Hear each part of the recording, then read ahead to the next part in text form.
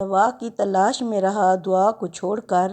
میں چل نہ سکا دنیا میں خطاؤں کو چھوڑ کر، حیران ہوں میں اپنی حسرتوں پہ اقبال، ہر چیز خدا سے مانگ لی خدا کو چھوڑ کر۔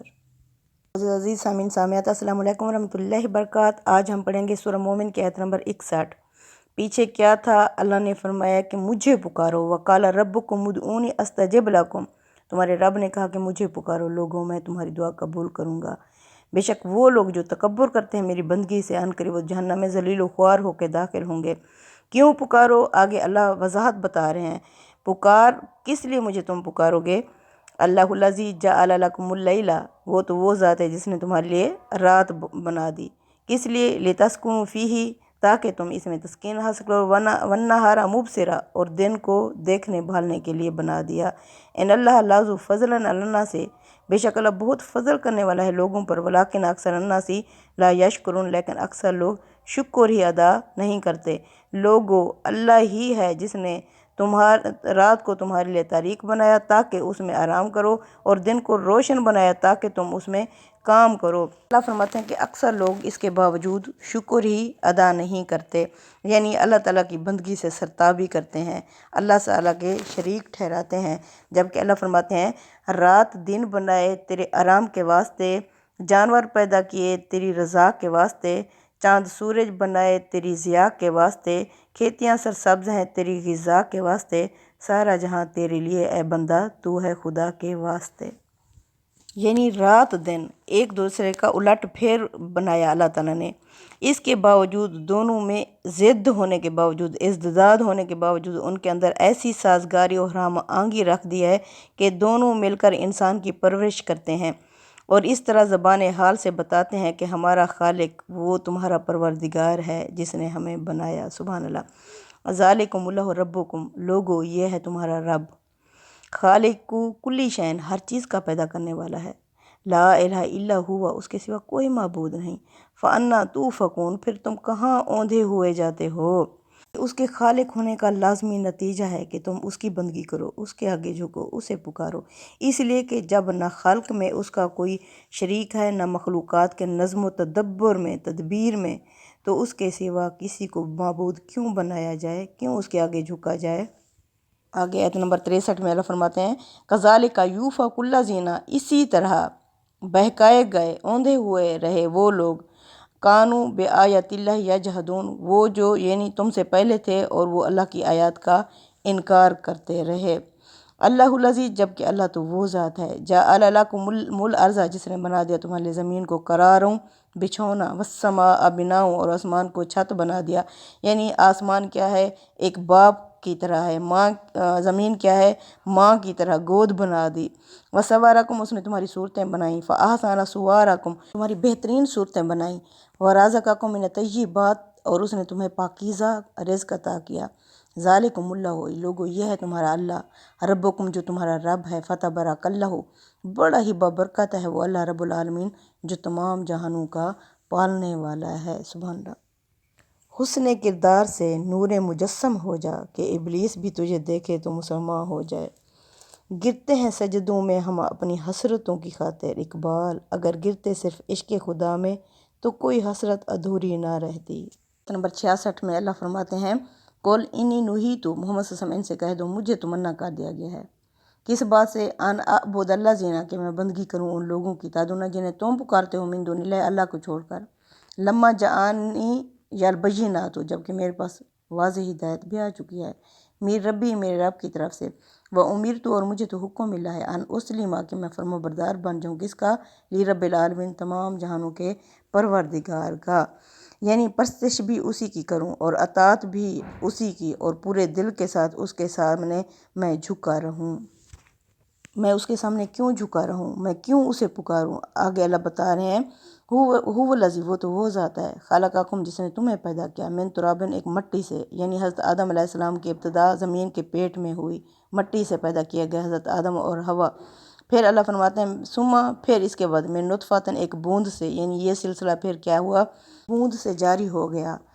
پھر یہ اللہ پیٹ کے پروسیس بتاتے ہیں، ایک بوند سے، ثم من علقۃ، پھر ایک لوتھڑا بنا، ثم یخرجکم طفلا، پھر وہ تمہیں ایک مکمل یعنی بچہ بنا کر باہر نکالتے ہیں، ثم لتبلغوا، پھر تاکہ تم پہنچو اشدکم اپنی جوانی کو، ثم لتکونوا شیوخا، اور پھر تم ہو جاؤ بوڑھے، ومنکم من یتوفی، تم میں سے کچھ تو وفات پا جاتے ہیں، من قبل یعنی بوڑھا ہونے سے پہلے، وَلِتَبْلُغُوا اجل مسمى، اور تاکہ تم اپنی مقررہ مدت پوری کرو، یعنی کچھ بوڑھے ہوتے ہیں اور مقررہ مدت کرتے ہیں پوری، وَلَعَلَّكُمْ تَعْقِلُونَ، اور شاید کہ تم سمجھو ان تمام حقائق کو، عقل استعمال کرو ان سے۔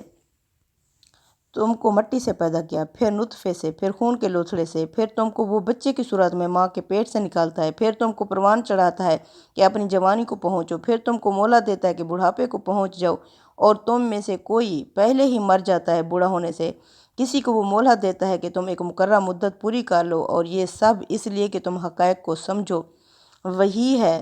الذی، وہی تو ہے، یحیی جو زندگی دیتا ہے، ویمیت اور جو موت دیتا ہے، فاذا قضا امرا، پس جب وہ فیصلہ کرتا ہے کسی کام کا، فانما، بے شک، یقول کہہ دیتا ہے، لہو اس کام سے کون ہو جا، فیکن، تو وہ کام ہو جاتا ہے۔ سبحان اللہ۔ اللہ فرماتے ہیں یہ سارے پروسیس میں نے کس لیے رکھے ہیں؟ تاکہ تم انہیں سمجھو، یعنی وہ حقائق جو خدا کی قدرت و حکمت اور توحید اور آخرت سے متعلق انبیاء علیہ السلام نے واضح فرمائے ہیں، تم ان پر غور کرو۔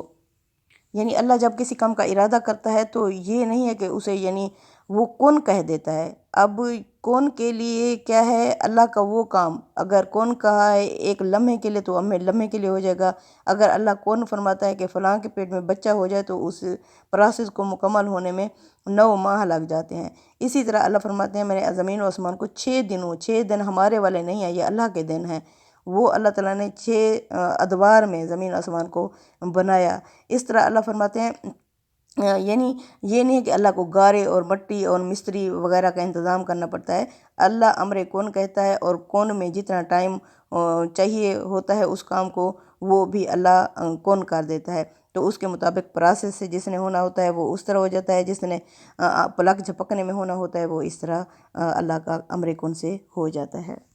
آگے آیت نمبر 69 میں اللہ فرما رہے ہیں، علم تارا، کیا تم نے نہیں دیکھا، الذین، ان لوگوں کی طرف، جو جادلون فی آیات اللہ، جو جھگڑتے ہیں اللہ کی آیات کے بارے میں، انا یصرفون، یہ کہاں پھرائے جاتے ہیں، تم نے نہیں دیکھے یہ لوگ، یعنی یہی قریش کے لوگ ان سب حقائق کو دیکھتے ہیں اور اس کے باوجود اللہ کی آیتوں میں جھگڑے نکالتے ہیں، یہ کہاں سے پھیر دیے جاتے ہیں۔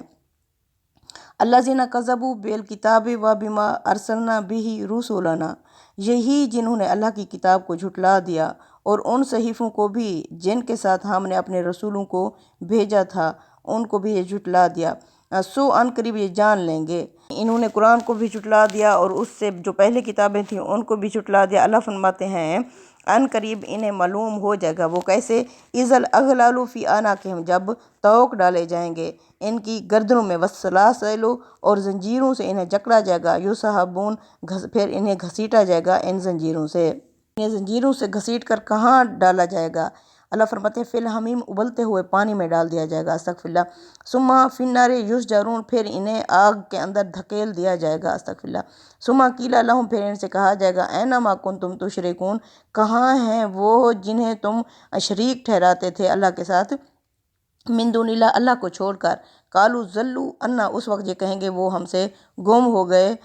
بل لم نکن ندعو من قبل شیئا، بلکہ یہ جھوٹ بولنے کی کوشش کریں گے کہ ہم اس سے پہلے کسی کو بھی نہیں پکارتے تھے، کذالک، اسی طرح یضل اللہ الکافرین، اسی طرح اللہ کافروں کو گمراہ کر دے گا، یعنی اللہ تعالیٰ اس طرح ان منکروں کے حواس گم کر دے گا کہ یہ مانیں گے بھی اور انکار بھی کریں گے۔ اس کیفیت کی طرف قرآن مجید کے دوسرے مقامات میں اشارے ہیں کہ ایک ہی سانس میں یہ متکبرین اپنے معبودوں کا اقرار بھی کریں گے اور انکار بھی کہ شاید یہی چیز ان کے لیے کچھ نفع بخش بن جائے۔ اللہ فرماتے ہیں ذالکم بما کنتم تفرحون فی الارض، اب تم جہنم میں کیوں آئے ہوئے ہو، کیونکہ تم اتراتے تھے، اکڑتے تھے زمین میں، بغیر الحق، حق، و بما کنتم تمرحون، اور اس میں تم اکڑتے تھے، ادخلوا، داخل ہو جاؤ، ابواب جہنم، جہنم کے دروازوں سے، خالدین فیہا، ہمیشہ اس جہنم میں رہو، فبئس مثوی المتکبرین، بہت ہی برا ٹھکانہ ہوگا ایسے تکبر کرنے والوں کا۔ اللہ فرماتے ہیں زمین میں تم ناحق تکبر کرتے تھے، اسے ناحق اس لیے کہا گیا کہ انسان کو دنیا میں جو چیزیں بھی ملتی ہیں ان میں سے کوئی بھی اسے اس کے ذاتی استحقاق کی بنا پر نہیں ملتی۔ اس موقع پر استاد امام امین احسن اسرائیلی لکھتے ہیں، آسمان اور زمینوں کی ہر چیز اللہ تعالیٰ کی پیدا کردہ اور اس کی ملکیت ہے، اس وجہ سے صرف اس کے لیے تکبر زیبا ہے، کسی دوسرے کے لیے یہ زیبا نہیں ہے۔ اگر کوئی دوسرا تکبر کرتا ہے یہ بغیر الحق ہو جائے گا اور وہ اللہ تعالیٰ کے خاص ردا اپنے اوپر ڈالنے کی جسارت کر رہا ہے۔ جو شرک الکبریا ردائی میں اس حقیقت کی یاد دہانی کی گئی ہے۔ فرمائے گا اب جہنم کے 7 دروازوں سے داخل ہو جاؤ، کیونکہ تکبر کرنے والا شیطان نے سرکشی کی تھی، تکبر کیا تھا، فرعون نے بھی تکبر کیا تھا۔ متکبر انسان کون ہوتا ہے؟ جو اللہ کے آگے جھکنے سے انکار کر دیتا ہے جب اس کے سامنے حق آ جاتا ہے۔ نمبر 77 میں اللہ فرماتے ہیں، فاصبر، محمد صلی اللہ علیہ وسلم آپ صبر کریں، اِنَّ وعد اللہ حق، بے شک اللہ کا وعدہ سچا ہے، فَإِمَّا نُرِيَنَّكَ بَعْضَ الَّذِي، اگر ہم تمہیں دکھا دیں وہ چیز جن سے ہم ان کو ڈرا رہے ہیں یا خبردار کر رہے ہیں یا وعدہ کر رہے ہیں، او نَتَوَفَّيَنَّكَ، یا ہم آپ کو وفات دے دیں، فَإِلَيْنَا يُرْجَعُونَ، انہیں لوٹ کر تو بہرحال ہماری ہی طرف آنا ہے۔ یہ نہیں مان رہے اے پیغمبر تو صبر کرو، اس میں کچھ شک نہیں کہ اللہ کا وعدہ برحق ہے۔ پھر جس عذاب کی وعید ہم انہیں سنا رہے ہیں اس کا کچھ حصہ اگر ہم تمہیں دکھا دیں یا تم کو وفات دیں اور اس کے بعد ان سے نپٹیں، بہر کیف ان کو ہماری طرف ہی پلٹنا ہے۔ یہ اس سنت الہی کا حوالہ ہے جو رسولوں کے جھٹلانے کے لیے مقرر کی گئی ہے۔ جو لوگ جھٹلا دیتے ہیں تو اللہ کیا کرتے ہیں؟ اللہ کھرے اور کھوٹے کو الگ کر کے کھروں کو کامیابی عطا کر دیتے ہیں، رسولوں اور ان کے ساتھیوں کو باقیوں کے لیے اللہ کا عذاب دنیا میں بھی آ جاتا ہے اور آخرت میں بھی۔ اس میں بالعموم یہی 2 صورتیں پیش آتی ہیں۔ پہلی صورت کی مثالیں قرآن میں جگہ جگہ بیان ہوئی ہیں، یعنی جس طرح حضرت نوح علیہ السلام نے کشتی بنائی تھی تو باقی غرق ہو گئے اور یہ کشتی والے بچ گئے۔ دوسری صورت کی مثال یہود ہیں جن کی پیٹھ پر عذاب کا تازیانہ مسیح علیہ السلام کی دنیا سے رخصت ہونے کے بعد برسنا شروع ہوا تھا۔ آگے آیت نمبر 78 میں اللہ فرما رہے ہیں، وَلَقَدْ أَرْسَلْنَا رُسُلًا مِّن قَبْلِكَ، محمد صلی اللہ علیہ وسلم ہم نے آپ سے پہلے بھی تو بہت سارے رسول بھیجے، مِنْهُمْ ان میں سے من قَصَصْنَا عَلَيْكَ، کچھ کے واقعات یا قصے ہم نے آپ کے سامنے بیان کیے، وَمِنْهُمْ اور ان میں سے من لَمْ نَقْصُصْ عَلَيْكَ، کچھ ایسے بھی ہیں جن کے ہم نے واقعات یا قصے آپ کے سامنے بیان نہیں کیے، وَمَا كَانَ لِلرَّسُولِ، نہیں ہے کسی رسول کے اختیار میں، أَن يَأْتِيَ بِآيَةٍ، کہ وہ کوئی معجزہ یا نشانی لے آئے، إِلَّا بِإِذْنِ اللہِ، ہاں سوائے اللہ کے حکم سے۔ فَإِذَا جَاءَ أَمْرُ اللہِ، پس جب آ جاتا ہے اللہ کا حکم، قُضِیَ بِالْحَقِّ، اللہ آ جائے گا اللہ کا حکم، اللہ فیصلہ کر دیتا ہے حق کے ساتھ، وَخَاسِرَ هُنَالِكَ الْمُبْطِلُونَ، یعنی اس وقت یہی اہل باطل ہی خسارے میں ہوں گے، یہی قریش کے لوگ ہی خسارے میں ہوں گے جو ابھی نہیں مان رہے۔ یہ نبی کریم صلی اللہ علیہ وسلم کو تسلی دی ہے کہ تمہارے مخاطبین اگر بار بار عذاب کی نشانی کا مطالبہ کرتے ہیں تو پریشان ہونے کی ضرورت نہیں، اس کا فیصلہ کسی رسول کے اختیار میں بھی نہیں تھا، اسے ہمیشہ خدا نے کیا ہے اور اب بھی وہی اپنی حکمت کے تحت جب مناسب سمجھے گا تو کرے گا۔ آگے آیت نمبر 79 میں اللہ فرماتے ہیں، اللہ الذی جعل لکم الانعام لترکبوا منہا ومنہا تأکلون، لوگوں نشانیاں مانگتے ہو تو ذرا یہ نشانی بھی دیکھو، اللہ ہی ہے جس نے تمہارے لیے چوپائے پیدا کیے کہ ان میں سے کسی پر سواری کا کام لیتے ہو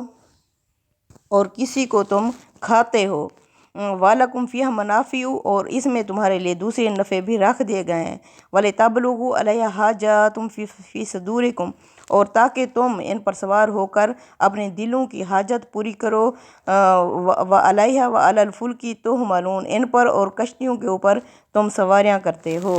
وَيُرِيكُمْ آيَاتِهِ، وہ تمہیں دکھاتا ہے اپنی نشانیاں، فَأَيَّ آيَاتِ اللہِ تُنْكِرُونَ، پھر تم اللہ کی کن کن آیات کا انکار کرو گے۔ یعنی اللہ فرماتے ہیں تم اگر غور کرو تو صحراؤں اور سمندروں میں تم ان پر اور کشتیوں پر لدے پھرتے ہو، یہ اشارہ اونٹ کی طرف ہے جو اہل عرب کے لیے گویا سفینہ صحرا تھا، اس کے باوجود یہ نہیں مانتے۔ پھر اللہ فرماتے ہیں افلم یسیروا فی الارض، کیا انہوں نے سیر نہیں کی، یہ چلے پھرے نہیں ہیں زمین میں، فینظروا، کہ یہ نظارہ کرتے دیکھتے، کیف کس طرح کانا ہوا عاقبۃ الذین، انجام ان لوگوں کا من قبلہم جو ان سے پہلے تھے، کانوا اکثر منہم، وہ زیادہ تھے ان سے تعداد میں بھی، واشد قوۃ، اور قوت طاقت میں بھی زیادہ تھے، واثارا فی الارض، اور انہوں نے اثرات چھوڑے تھے اپنے زمین میں، فما اغنی عنہم ما کانوا یکسبون، کچھ بھی کام نہیں آیا ان کے وہ انہوں نے کمایا یا کیا۔ لما جاءتہم جب آ گئے ان کے پاس ان کے رسول بالبینات واضح دلیلوں کے ساتھ، فارحوا بما عندہم یہ مگن رہے خوش رہے اس پر جو ان کے پاس تھا، من العلم علم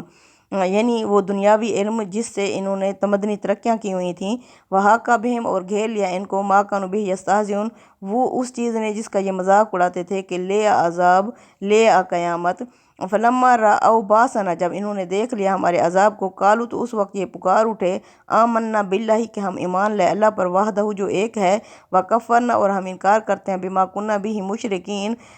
وہ جو ہم اللہ کے ساتھ اس سے پہلے شرک کرتے تھے۔ یعنی اس وقت جب انسان عذاب موت کو دیکھ لیتا ہے تو اس وقت جو توبہ کرتا ہے تو اس وقت کی توبہ انسان کو نفع نہیں دیتی۔ یہی توبہ اس فرعون نے بھی کی تھی۔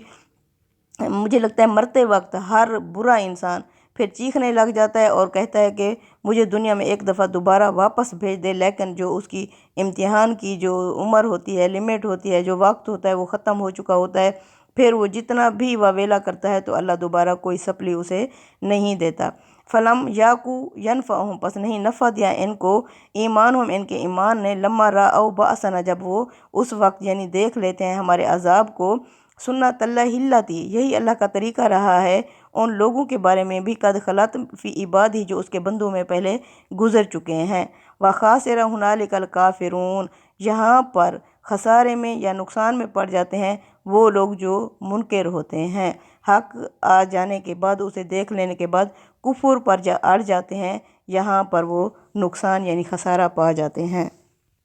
سمجھتا جو نہیں شیطان کی چالوں میں پھنستا ہے، یہ دیکھو کس قدر ابلیس بھی ہم پہ ہنستا ہے، ہمیں آپس میں لڑوا کر ہمارا کر دیا نقصان، اسی کی چال ہے انسان کو تڑپا رہا ہے انسان۔